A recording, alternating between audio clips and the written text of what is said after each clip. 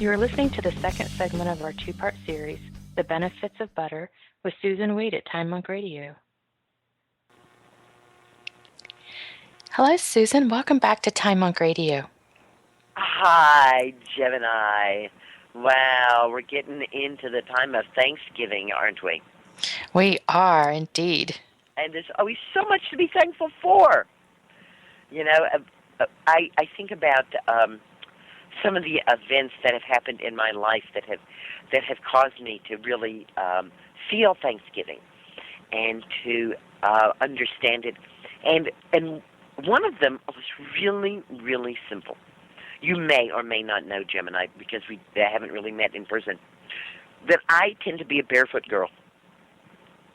I am barefoot just as much as I possibly can. I really like to have my feet in contact with Mama Earth.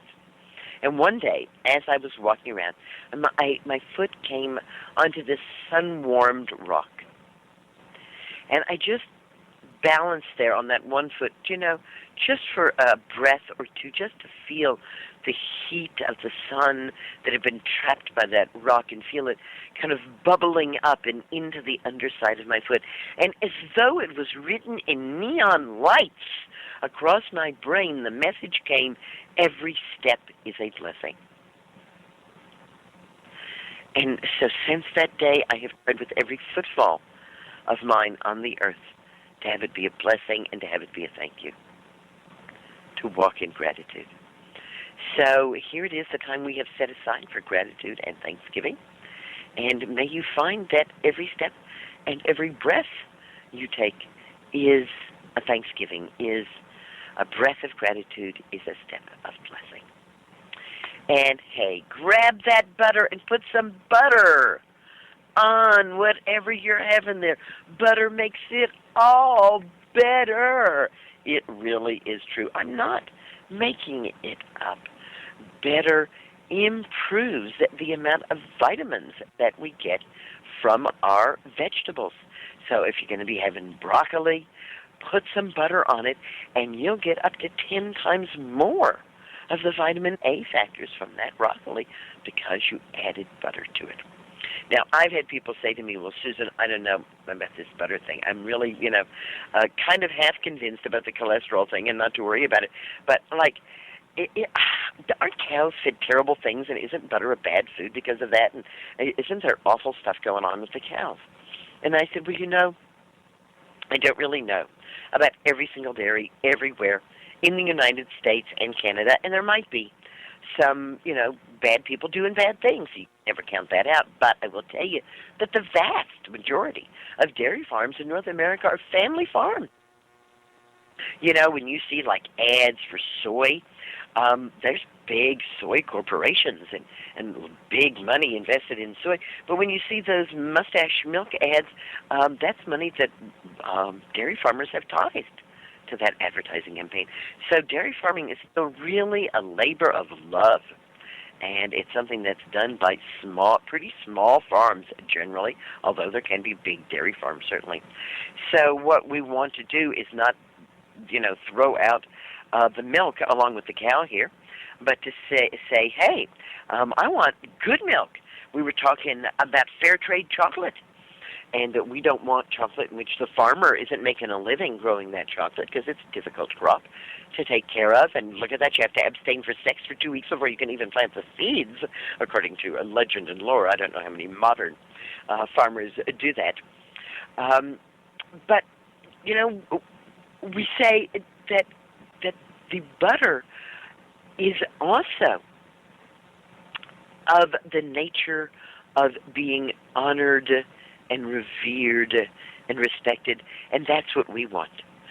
We want chocolate that is still sacred in some way, and we want butter that is still sacred in some way too. And that means farms that are accountable for what they're doing with their cows. And perhaps that means organic farms, but it doesn't have to. When I was teaching in Germany, an apprentice group in Germany, and I was there for over a month teaching this apprentice group, I said that it was absolutely, totally, a necessity that we have goat's milk and that we make our own cheese and our own yogurt. It's not that easy to make butter from goat's milk, so we weren't making butter. And the women who were organizing this found a biodynamic farm, and biodynamic is like one better than organic. Many Demeter-certified bioorganic farms, the restrictions are such that very few farmers are really able to make them. And when I visited the farm, they showed me their beautiful barn and all of the goats in their beautiful barn, and I said, I don't see a door. How do the goats get out of the barn? And they said they don't. Because to get our Demeter certification, we have to absolutely guarantee that these goats never ingest any herbicides or pesticides. And if they were outdoors and a nearby farm sprayed, then perhaps that spray could come wafting toward the goats, and so we wouldn't be certified. So those goats are born in the barn, they live in the barn, they die in the barn, and they are never once out of the barn. Now, granted, these people go out and they cut beautiful forage for them and they bring them in, and I'm not in any way saying that the goats are abused, that they're unhappy, but it's not what I want. I want an animal that's outside. I want some of that wild. I think of milk as herbal medicine because, after all, the animals are eating the plants. Now, when it comes to butter, certainly organic is better. Whether you can get Demeter certified or not, organic is what you want to look for, because the chemicals that we are most concerned about in our diet are oil-soluble chemicals. The water-soluble chemicals come and go. They are literally water-soluble, and so they're removed with all other watery remnants from our bodies when we urinate. I am not saying that water-soluble chemicals can't be a problem. They can be a problem, certainly, but they're generally not a problem for our bodies. What's a problem for our bodies is the oil-soluble chemicals, because the oil-soluble chemicals come and they don't go. As a matter of fact, there's a very tiny a number of ways to even get oil-soluble chemicals out of a body once that body has ingested them. So we often think of the oil-soluble chemicals as persistent organic pollutants. In other words, they persist. Once we ingest them, they are in our bodies often for our entire lives. Now, usually they don't cause us any harm because they are locked up in the, you guessed it, in the fat cells, because they are fat-soluble chemicals. And what are those ways that we could get rid of these fat-soluble chemicals? Well, basically, they are the ways that we get rid of anything fat-soluble, and those are limited. When a man ejaculates, that's fat-soluble. And so some fat-soluble chemicals are in that ejaculate. When a woman ovulates, that's fatty tissue, so that's fat-soluble chemicals. They're in the egg that she ovulates. And if you're thinking, wait a second, you're saying that, like, babies are formed from sperm that has these chemicals mixed with it, and from eggs that have these chemicals mixed in with it? Yes. Since the 50s, in the United States and throughout much of the world, every child born has been born from eggs and sperm that have these chemicals already in them. And of course, it is a changing array of chemicals. Nonetheless, the fat-soluble chemicals tend to stick around. It's enough to make you cry, and that's a pretty good idea, because crying is also a way to eliminate these fat-soluble chemicals. Breast milk is the means by which the greatest amount of fat-soluble chemicals can be removed from the body. Of course, not everyone can lactate at will, and many men don't lactate, shall we say, most men don't lactate at all. Apparently, in a few cultures, it has been known for men to lactate. It's not an impossibility, but not the usual. So it's mostly women who are going to be offing their fat-soluble chemicals through their breast milk. Oops, but that means the baby is going to be ingesting it. So really, it is enough to make one cry. especially when we consider that women who live above the Arctic Circle, Inuit women and other women of that area, can no longer safely feed their babies because their breast milk is contaminated with DDT and other chemicals, fat-soluble chemicals, that have not been used in more than 50 years. And that's how persistent these persistent organic pollutants are. So let's see, we're not consuming the cow's tears, so we don't have to worry about the cow crying and any of the chemicals in there, and we're not consuming, if you'll excuse me, the cow's ejaculate, because we generally don't.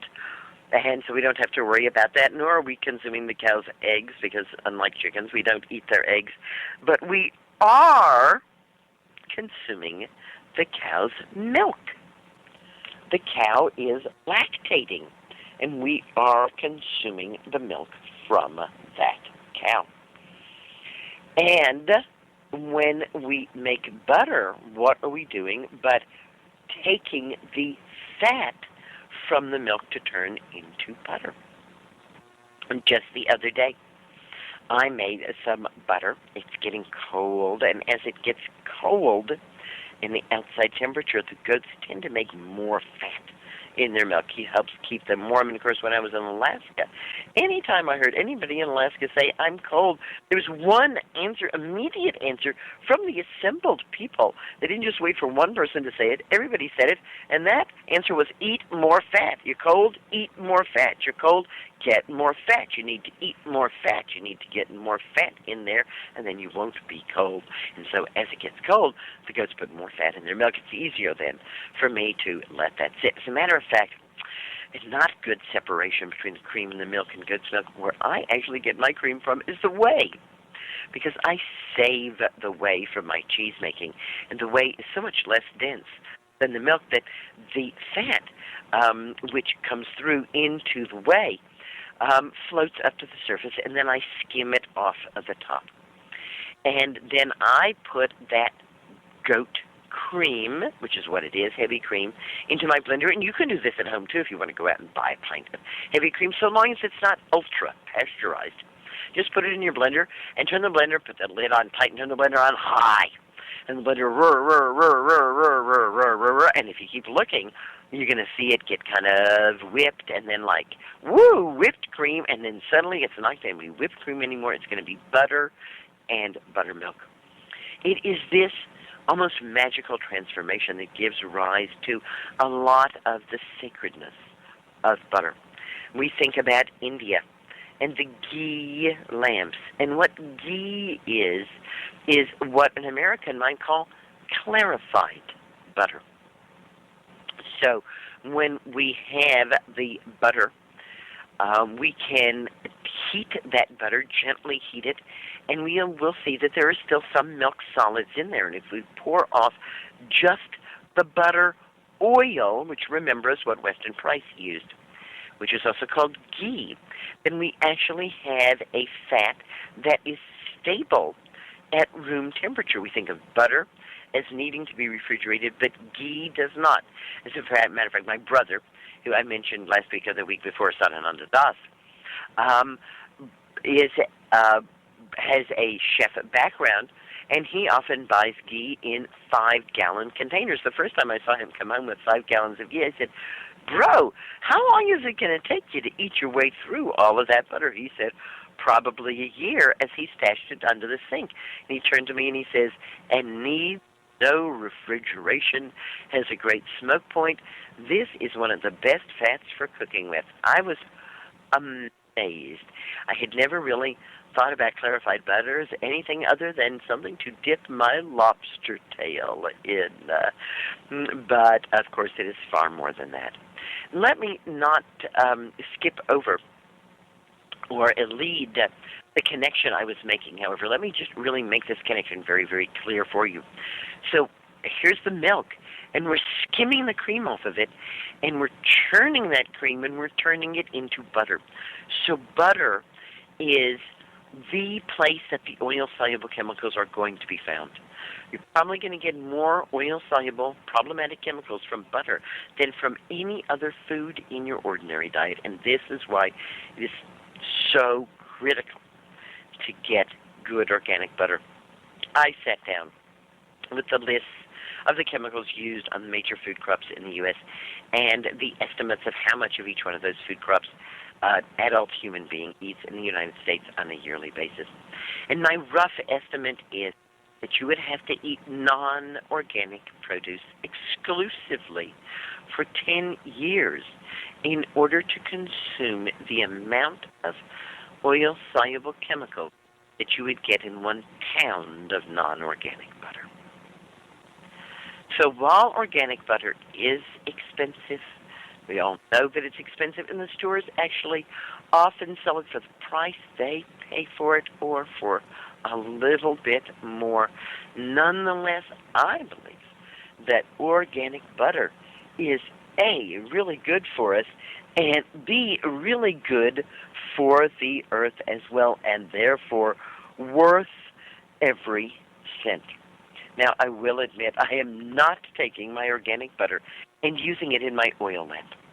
You see all throughout the areas of China, India, Japan, up in the Himalayas, that in all of the sacred ceremonies and the sacred rituals, and in all of the shrines and the temples, there are lamps burning.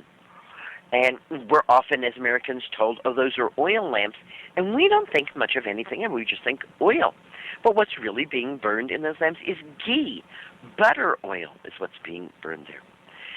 So by association then, because it is a flame, a light that is kept lit, butter is said to have that quality, that it helps to keep the flame of life lit. It helps to keep the color in the cheeks. It helps to keep things moving and running smoothly. And I'm saying this in a sacred way as well as in a direct physical way.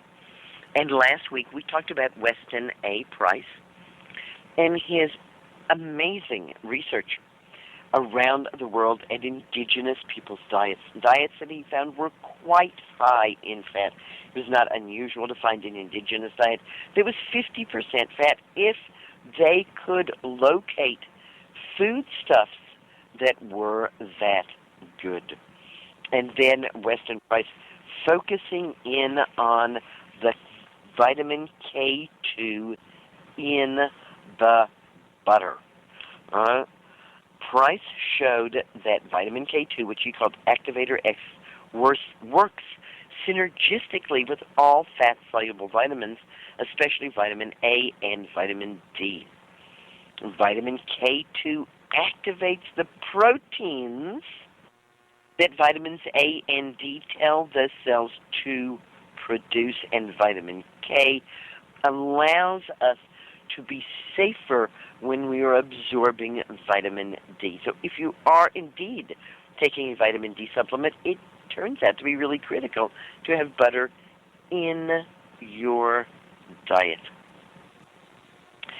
The precise values for the organ meats, which is going to be where the highest amounts of vitamin K2 would be found, are not available. In other words, I'm not going to be able to tell you exactly how much vitamin K2 would be found if you ate a pancreas, because you don't eat a pancreas or a salivary gland. However, other foods that we do eat, reproductive organs, brains, cartilage, kidneys, livers, are sources of vitamin K2. After analyzing over 20,000 samples of butter sent to him from around the world, Price found that Activator X concentrations varied 50-fold.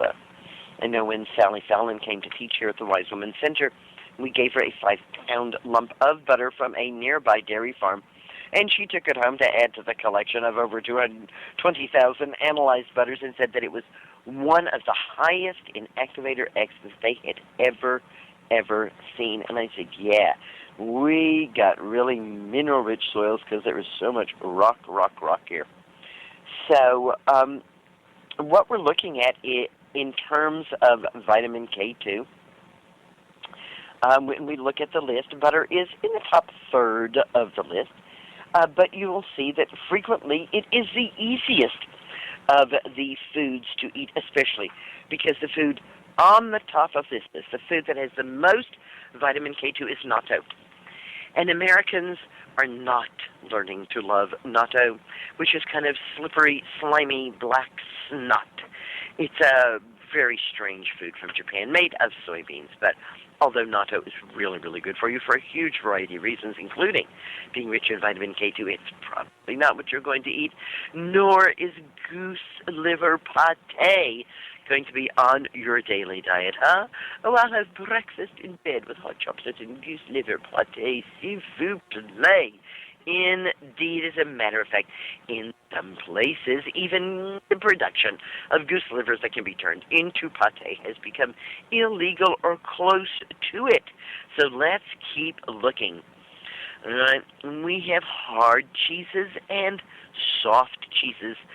The micrograms of vitamin K in natto is 1,100 micrograms.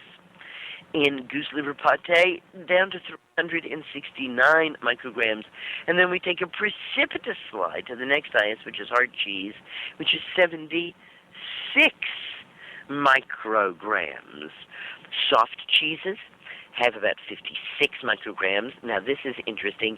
Egg yolks from Holland have 32 micrograms of vitamin K2, whereas egg yolks from the USA have only 15. Our chickens are kept inside. A goose leg has 31 micrograms of vitamin K2, and egg yolk has 15.5. That's for one egg yolk, and a single serving of butter has 15 micrograms of vitamin K2. Working our way down the list: chicken livers, salami, chicken breast, chicken leg, ground beef, bacon, calf liver, sauerkraut, whole milk, salmon, mackerel, and I'm not even sure why they have put these at the bottom of the chart, because they, of course, don't have any vitamin K2 at all, and they have egg white, skim milk, and fat-free meat. And perhaps they're just trying to make a point that these foods would not have any of this substance at all in it. All right. So you're probably not going to get very much Activator X or vitamin K2 from your regular commercial butter. The butter that you go to the store that's so cheap to buy. Keep on going, get the expensive butter. Hey, once you get used to getting the expensive organic butter, then you can kind of psych yourself up to get the pasture butter. And the pasture butter, of course, is really where you're going to find Activator X. You're going to get loads and loads and loads of vitamin K2 from butter from animals that have been out on pasture. I may have mentioned them before, but certainly bears mentioning again, and that is the farmers of Organic Valley. Organic Valley is a valley that didn't get glaciated. It's surrounded by mountain peaks, and because of that, the glaciers that pushed down through the Canadian Shield went around Organic Valley. Many decades ago, a wonderful farming family bought a farm at Organic Valley, and they were organic farmers.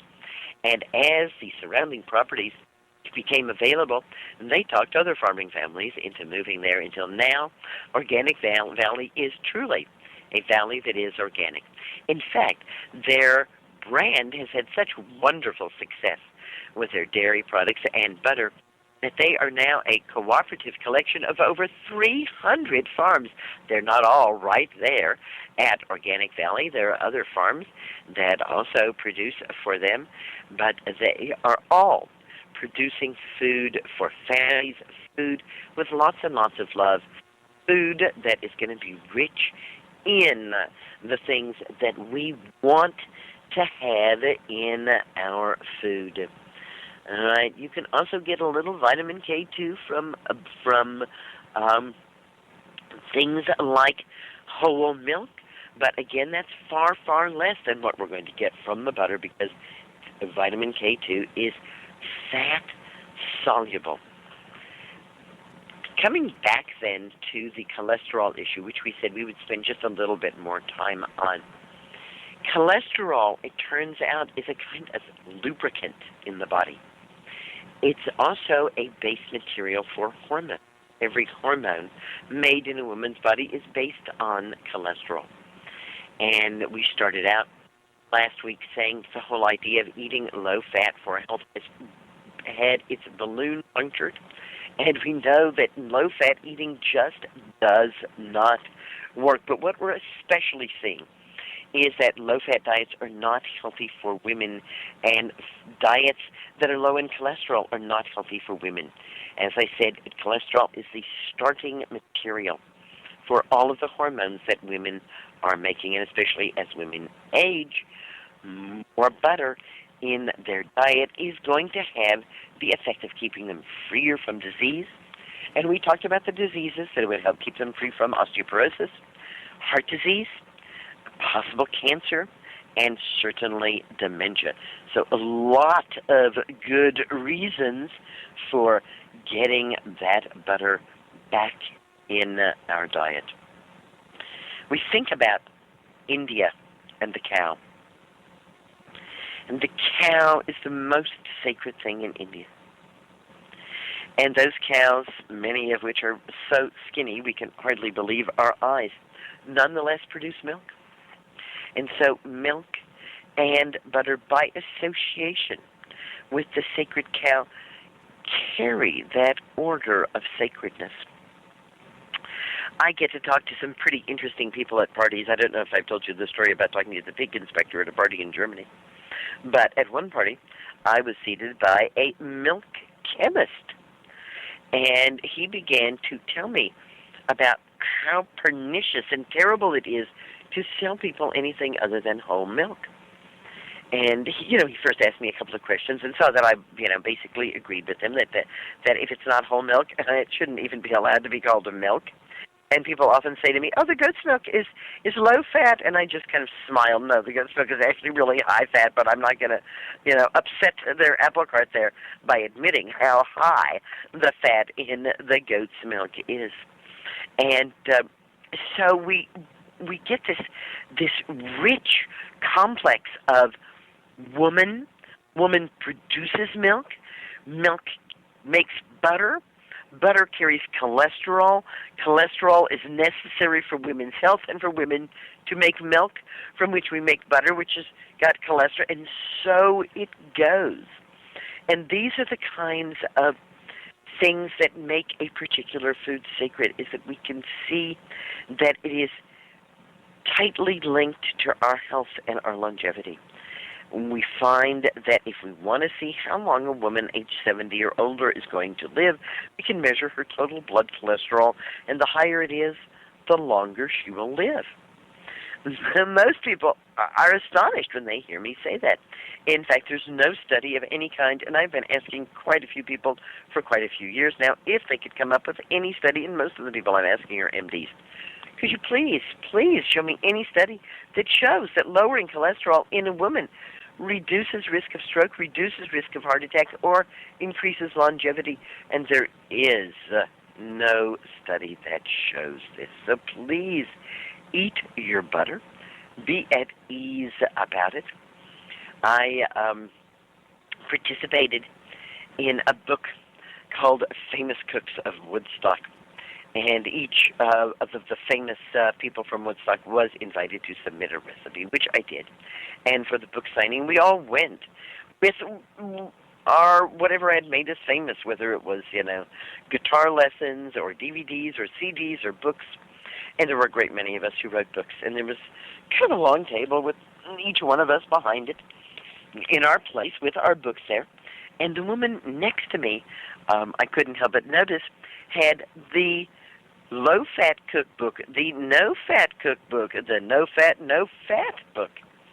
And about halfway through the book signing, the woman turned to me, pulled her blouse away from her shoulder, and showed me her skin, which looked irritated and dry at the same time.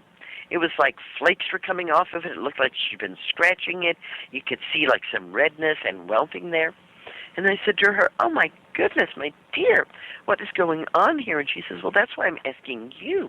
I don't know. My skin is just so dry and itchy these days. And I said to her, and your scalp and your hair? She said, scalp and hair? Why are you asking? How did you know? Excuse me. She said, my hair is falling out, and my scalp, it's like snow time on my scalp. I said, and let me ask you one more thing. How about your menstrual cycle? And she looked at me and she said, oh, you are a mind reader, aren't you? Well, my menstrual cycle is really just in the pits. It hurts and it's erratic and I don't know what to do. And I said to her, I have an RX for you, but I don't know if you'll do it. And she looked at me and I said, I want you to leave here when we're done, and I want you to go to that health food store right over there, and I want you to get a pound of organic butter, and I want you to call me in a week and tell me you've eaten it all. And she said, excuse me, that would be like an eighth of a pound of butter a day. I said, yeah, that's right. I want you to eat a whole pound of butter in 1 week. Now, I was telling this story to a fellow herbalist and nutritionist, and she said, oh, you're such a pushover, Susan. She says, I asked them to eat a pound of butter in 1 day. Well, it was quite a while before the woman called me, but when she did, she told me that eating that pound of butter really had reversed all of her symptoms, and that she was so embarrassed and that she would never again write another low-fat or no-fat cookbook. So we'll be back next month. Next month is the month of the rune of the evergreen tree. So I thought we might look into the evergreens and their medicinal and perhaps even some of their magical uses when we get back together again next month. Does that sound good to you? That sounds wonderful, Susan. I love to talk about tree medicine. Okay, goody. So come and visit me at SusanWeed.com. And you can find my books at the wisewomanbookshop.com. And I have a new option for you, and that's wisewomanmentor.com. You can find my regular e-zine there, lots of great recipes and fun. And if you decide to become a mentored student, we've got lots of special things for you there as well. Thank you, every single one of you, for helping me reweave the healing cloak of the ancients. Look around you. Green blessings are everywhere. Good night, Gemini. Good night, Susan. Thank you so much. This completes the second segment of our two-part series, The Benefits of Butter, with Susan Weed at Time Monk Radio.